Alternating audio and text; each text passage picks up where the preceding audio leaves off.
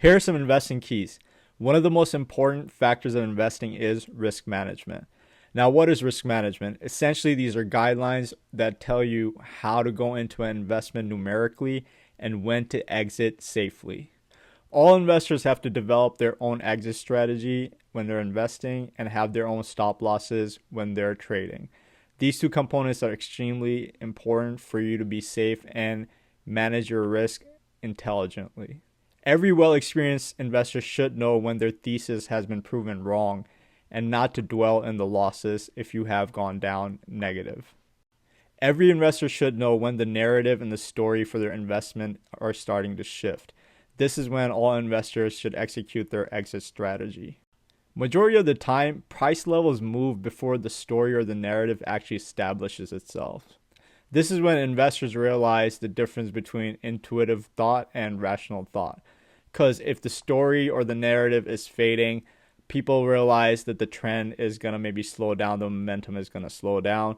So that's when rational thought comes into play, and you know your focus is going to go towards more of the data, the numbers, the P&L, the balance sheet, the cash flow statement, and it becomes more concrete. So that's when a lot of the market shies away because there's a lot of herd mentality in the stock market. Part of risk management is how concentrated is your portfolio or how diverse is it. Now, Charlie Munger used to use the word diversification. When he said that, he was directly speaking to active investors because too much diversification for active investors can result to average returns. You don't want to have faith in the companies you're analyzing, especially when you're looking at value. You want to know that this company has such great value when the time comes for the price to come down. You want to go all in. So when the price goes up, you're making great returns. And you know the company should be something you can hold on to long term if Charlie Munger is giving you any ideas on how to invest. The key is in high conviction sizing, which is putting more money into ideas that you have real knowledge on and understanding in when the value is there. Warren Buffett also always spoke on this. He called it your circle of competence. An active investor shouldn't just focus on the hottest stock around. They need to have some type of conviction on the stock's value and growth capabilities and their financial stability. With all that, you're basically staying in industries that you really, really believe in and have knowledge in. Because if you're doing that much deep analysis, then you do have a level of expertise within that industry. And if the investment you're making is more than just a momentum play, then you know you're going to be waiting around for the earnings report to really get a grasp on the data and the growth and the profits. So essentially, if you've made this investment based on value and you're establishing risk management, you know the earnings report is your best friend. There is a third important component to risk management once you establish your exit strategy and your stop losses, and that is position sizing. And that is the absolute holy grail of risk management. You could have a 70 or 80% win rate strategy, but if your position sizing is reckless, it can blow up your entire account due to any macro condition or a single bad market event or a string of consecutive losses. You have to learn how to separate your position size from your account risk. The rule is you should never risk more than 1 or 2% of your total liquid account value on any single trade. The logic is if you risk 1% per trade, you would have to lose 20 times in a row just to drop your account by 20%. This guarantees survival through inevitable market drawdowns. There is a standard formula that you can follow to get your position sizing. So an example is you have $50,000 in your trading account. You want to risk 1%, so that would be $500, and you want to do it on a swing trade. So stock entry price is $100 and you set your stop loss to 95. So essentially you want to get out of the trade if you lose $5, which is going from 100 to 95. So it'll automatically stop you out and exit you out, so you get to keep your $95. So your risk per share is only $5, which is $100 minus the $95. So your position sizing is how many shares you would like to buy. So what you're going to do is you're going to take your $500, which is the 1%, divided by the $5, which is your risk per share. And that is how you come up with how many shares you need to buy. And that would be 100 shares, 500 divided by 5. So the total capital you're going to be deploying is $10,000, which is $100 times 100 shares. The final part of risk management is the macro environment. Knowing if interest rates are going to be going up, knowing if there's some policy shift, knowing if there's some war breaking out or a disease is spreading. These conditions are out of everybody's hands. So the business can be extremely strong when it comes to the P&L, the balance sheet, the cash flow statement, but macro conditions can always disrupt even the best companies in the world. Here are 3 investing experts and leaders you must get to know. First, we have Benjamin Graham. Second, we have Charlie Munger. Third, we have Warren Buffett. Benjamin Graham is the father of value investing. His Mr. Market allegory transformed stock market speculation and allowed people to understand that they need to develop an academic framework to invest into the markets, teaching that investors should exploit the manic depressive emotional price fluctuations within the market, rather than letting them dictate the true value. He also pioneered the cigar butt strategy, utilizing the net current asset value metric to buy deeply neglected companies, trading for less than their total liquidation value. Essentially, what would be left with the bare bones of the company, with the assets left over, what is the value based off of that at the bare minimum. He also redefined how people looked at risk. He ignored the short-term price volatility and looked at the metrics within the balance sheet to really analyze the business, and neutralizing it through deep, tangible asset discounts. He believed in statistical diversification because the companies he was investing in had the risk of either filing bankruptcy and operational risks. He never concentrated his capital. Instead, he kind of spread out on an equal weighted balance for cheaper businesses that he thought had value left. He followed mechanical portfolio management, which is a highly disciplined, systematic rotational model. Essentially, once his investment got closer to the intrinsic value that he calculated, he would sell off the profits to take them and reinvest into other investments which he believed had great asset value left. While he was changing the investment world, he also became an extremely great teacher and wrote 2 amazing books. First being The Intelligent Investor, the second being Security Analysis. Without these books, we would have never got the next generation of investors who put in a lot of work into the academic analysis of businesses and macro conditions and policies. One of those great investors from the next generation was Charlie Munger. He pioneered the way of investing based on quality and ignoring cheap prices for cheap companies simply based on assets and the value. Instead, he believed in investing in elite businesses when the price was at a point that it did not make sense, especially in comparison to the intrinsic value of the business. He was famously quoted saying that buying a great business at a fair price is vastly superior to buying a fair business at a great price. He formulated the concept of the lattice work of mental models, essentially analyzing multiple disciplines like psychology, mathematics, and history to identify human misjudgments and market inefficiencies. He looked forward to discovering Lollapalooza events, essentially mistakes made by the market due to herd mentality or misjudgments in the macro condition or any type of panic that occurred. During these times, he delved in and all the analysis studies he had already previously doing in the businesses to execute trades and investments. And then finally, differing from his teacher Benjamin Graham, he didn't believe in diversification. He wanted to concentrate his capital into businesses that he really, really believed in after analyzing them thoroughly, that these were going to give him exponential growth and success for as long as possible with great moats. His patience was unparalleled because his whole strategy was based on waiting patiently as possible when the market conditions were there for him to invest once everything is mispriced. So it's a waiting game. No matter how much cash that he stacked up, he never invested frivolously or based on any trend. Next, we have the student of Benjamin Graham and partner of Charlie Munger, the one and only Warren Buffett. established as the greatest investor in the history of humanity, with Berkshire Hathaway, his company, holding some of the greatest companies within its ecosystem and continue growth and returns to their investors. After meeting Charlie Munger, Warren Buffett never looked at stocks as short-term trading vehicles to benefit off. He looked at his stock investments as actual stakes in real businesses, with predictable cash flow and simple, understandable models, which are businesses with untouchable competitive advantages that will allow you to invest in them with long-term time horizons. He made it his duty to analyze economic moats of the businesses he's investing in. He never invested in a business as there was no margin of safety, which is the price below the intrinsic value. So there's some cushion even when you invest in a great company to know that the price can go up much further than even the intrinsic value calculates at, while seeking true value of a business.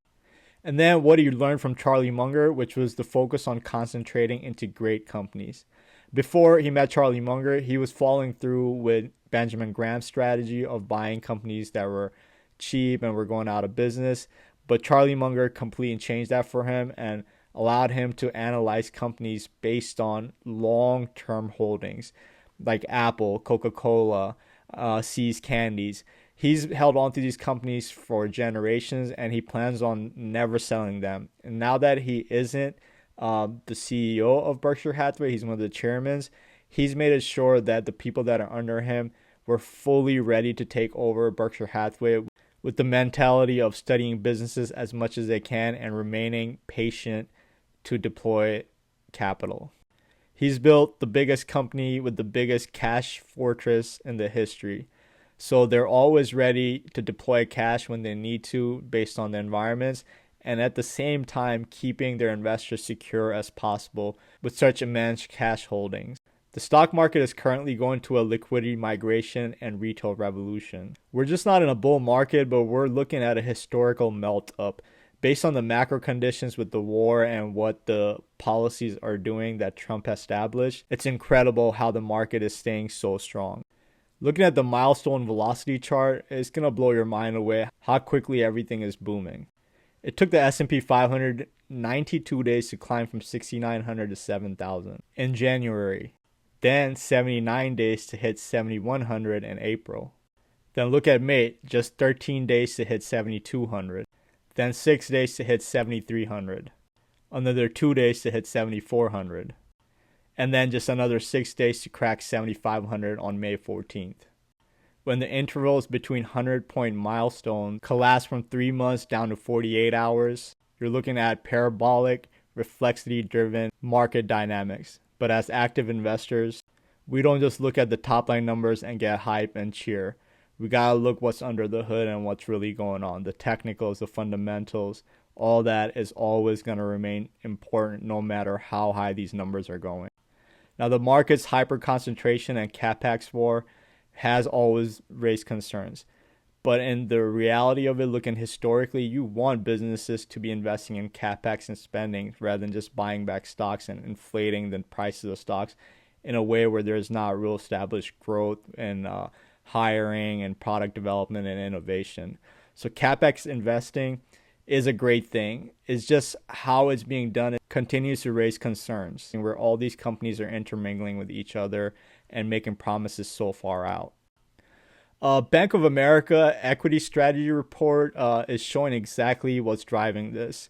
The report confirms that the top 5 companies, NVIDIA, Google, Microsoft, Apple, and Micron, now count for an unprecedented 1/4 of the entire index's earnings. These hyperscalers have already established that they're going to be spending $2.1 trillion just with OpenAI and Anthropic.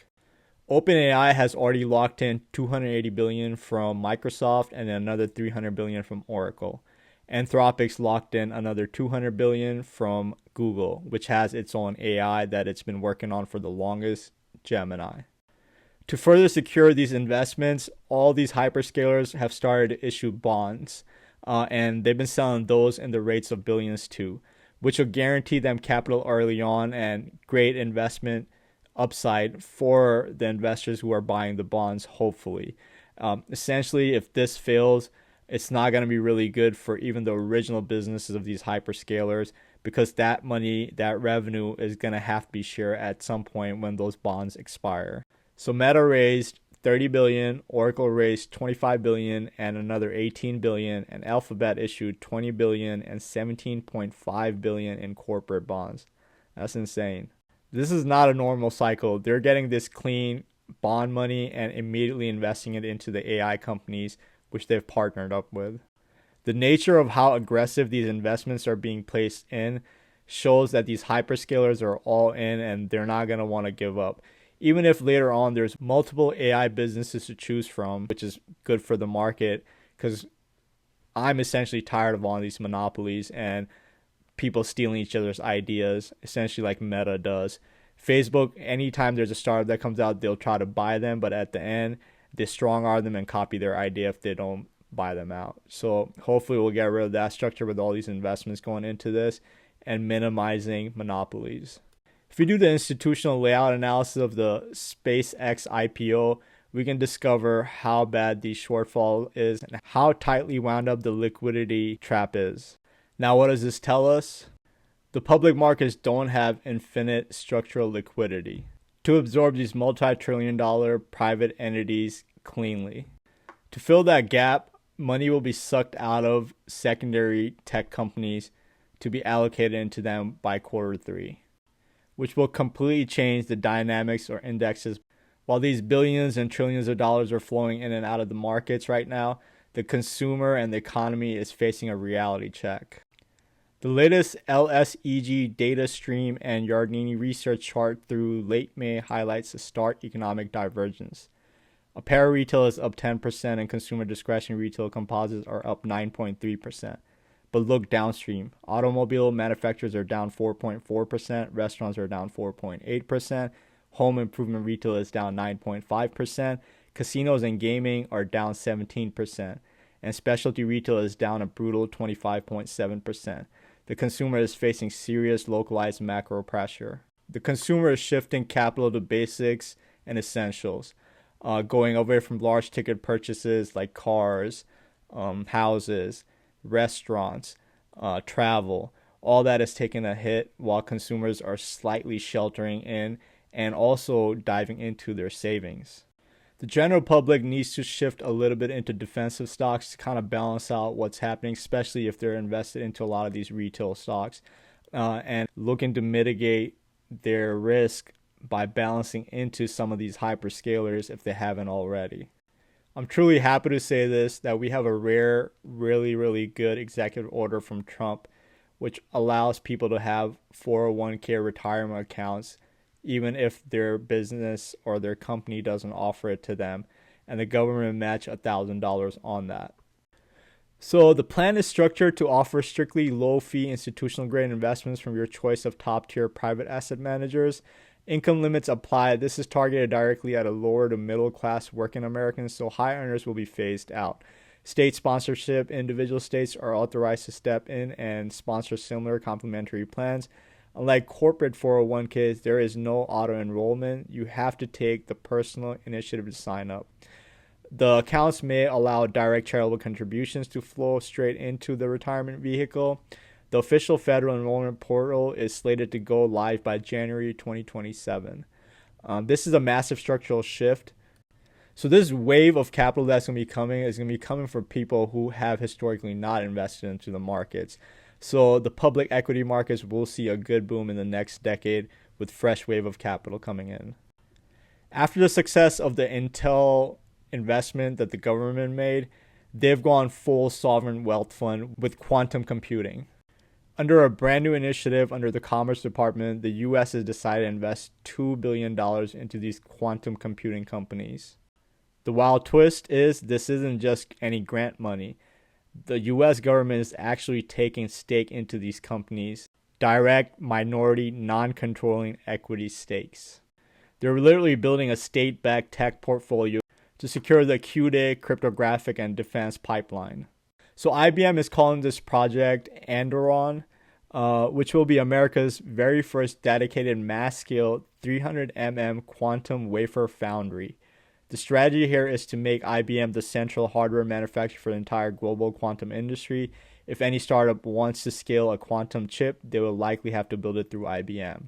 The other company that received money was D-Wave Quantum, which is QBTS on the stock market. They received $100 million to advance its quantum annealing and gate model system used heavily for logistics and defense simulations. The next company is Rigetti Computing, which is RGTI on the NASDAQ.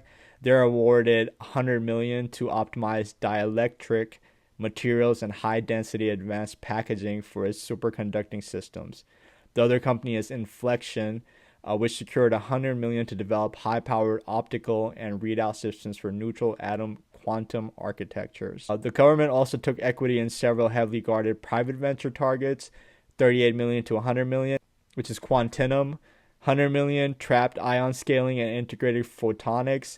The other one is Psi Quantum, another $100 million, photonic quantum computing, and then atom computing, another $100 million, neutral atom systems, Direct, $38 million, and Australian US startup specializing in silicon spin quantum chips. Now, I'm not an expert in quantum computing at all, so a lot of this stuff I've read through it and I understand how it formulates and it functions, but I literally don't have an understanding on it beyond, the zeros and ones, how it goes and what it does and what it's supposed to do. You have to be a genius or a very well-trained engineer to really understand what these businesses are doing. To me, quantum computing, what it's capable of doing and what the things it's supposed to resolve alongside AI, that all makes sense based on all the progression we have done with just regular computing. So I am starting to put some calls on some of these companies. Basically, I am an investor in QBTS. I was in Rigetti, but I sold out once they went Parabolic. Other than that, IBM seems like might be a good play, just looking at what happened to Intel. And none of this is investing advice. I'm just, once again, telling you what I'm thinking and what I'm doing. Then finally, we have the war, which is keeping us all on our toes, but the market doesn't give a shit. The market doesn't give a shit about what's happening in the bond market, which is insane. But as far as the war goes, it seems like Trump and Iran have agreed to a little bit of a ceasefire, and that's after hitting each other with a few strikes where the U.S. just blew up one of their biggest bridges they spent $100 billion building. But as far as Trump, he wants to sign this deal. And I think it's coming to a point where Iran is probably ready to sign a deal too, because their economy is going to get affected largely too. And their partners, China and other Asian nations and Russia, they probably want some type of flexibility with their oil flows at this point. I'm sure they're not going to only focus on working with Iran in the future, but they know the cheap oil that Iran gives them is going to be uncomparable as far as price and accessibility. Now, this is in full agreement. Everybody knows the biggest issue with the war is Israel and their partnership with the United States. They continue to bomb Lebanon. They continue to expand in Gaza. They continue to occupy other parts of the West Bank. And now it couldn't be even more clear how abusive this country is and how abusive their policies are. There was a peaceful flotilla which was supposed to enter Gaza City, and Netanyahu and his cronies ended up intercepting that with their naval forces and started abusing, raping, and assaulting those peaceful protesters. The stories are coming out and it's horrific. But finally, the UN has added Israel to the blacklist of conflict-related sexual violence. And this is official. You can say Israel as a nation supports sexual violence. But what is the U.S. going to do? We're going to keep sending our tax money to them so they can live great lives while we struggle here with no health care, with no wealth growth, with no great jobs, with loss of education, with loss of birth rates. Everything in the U.S. is going downhill, but we keep sending money to these criminals in Israel.